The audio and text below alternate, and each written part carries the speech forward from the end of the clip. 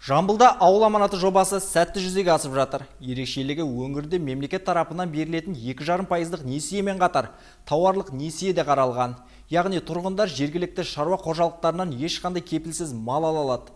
Халыққа мұндай мүмкіндік беріп отырған кәсіпкерлердің бірі меркелік Гаухар Омарова мен арна тілшілер тілдесіп қайтты. Бүгін Жалын шаруа қожалығының жетекшісі Гаухар Омарова мен ауыл тұрғыны Ержан Ошақбаев 5 жыл мерзімге келісім шарт жасады. Өзара міндеттемелерін бекітті. Осылайша кәсіпкер ауылдасына қолдау көрсетіп, жергілікті шаруашылықтың дамуына үлес қосып отыр.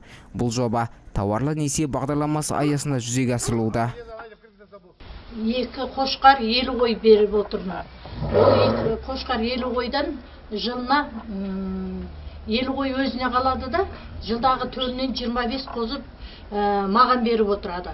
Сонда 5 жылда 125 қозы береді, 50 қой өзінде қалады. Айта кетейік, аталмыш бағдарлама аясында бұған дейін Шу ауданында Атай шаруа қожалығы Абай ауылының 2 тұрғынына 6 миллион теңгеге 100 қой берген, ал Мойынқұм ауданындағы Үркер қожалығы 20 ірі қара мен 100 қой бөлуге ниет білдірген. Мұндай қолдаулар ауыл жұртшылығы үшін тұрақты табыс көзіне айналып, олардың тұрмыс деңгейін көтеруге сеп болмақ. Алдағы уақытта мұндай жобалардың саны артып, жаңа мүмкіндіктер пайда болады деп күтілуде. Нұрбақыт Тұтқышбек, Миржан Ерболатов, Альбина Хабай, Еркін Жасыбаев, Майра Сербай, 24 Ньюс.